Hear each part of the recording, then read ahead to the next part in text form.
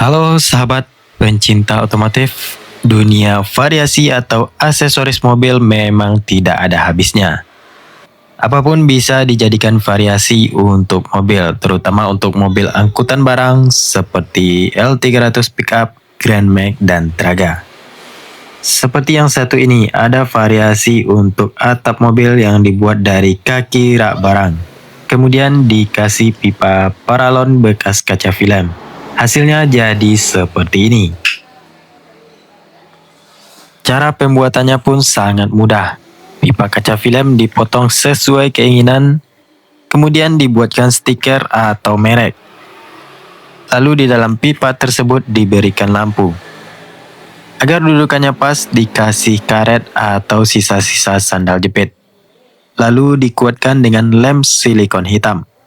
Nah, kalau siang dia akan seperti ini. Kalau malam, kita hidupkan lampunya jadi seperti ini. Bagaimana? Kalian tertarik membuatnya?